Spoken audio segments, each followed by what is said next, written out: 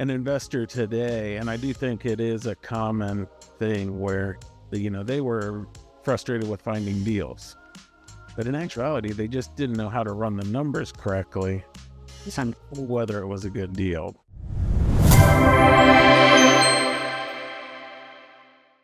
I wanted to ask a little bit about the real estate and then hear about the transition and kind of benefits for the people that you're working with today.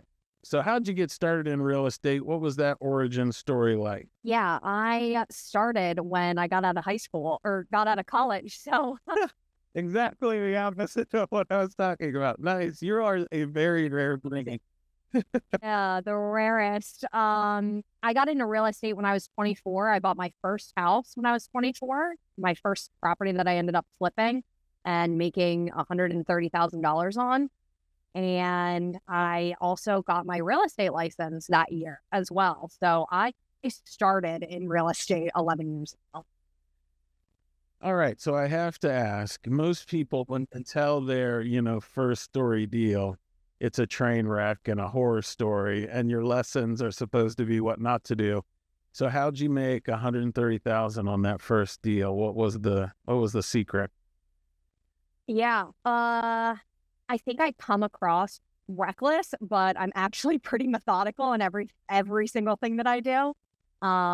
So I just learned how to study real estate, like how to study the numbers, right? So I learned how to do comp first, comparables.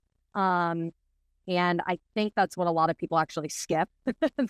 They just want to find the disaster property without understanding the numbers if you could make money off of it. So I found the disaster property that I could make money off of and then purchased. That's awesome. Yeah, I was just talking to an investor today, and I do think it is a common thing where, they were frustrated with finding deals. But in actuality, they just didn't know how to run the numbers correctly and whether it was a good deal. Where they were looking, even listed properties, there are deals.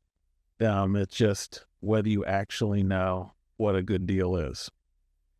Exactly. And I think some people just think they need to find a messy or just like a crappy property, we'll just say. And it's not just that. Like a crappy property could be listed for sale over and be overpriced, right? So do the numbers make sense with that crappy property? And I actually found that first deal on the with a wheel. That's awesome.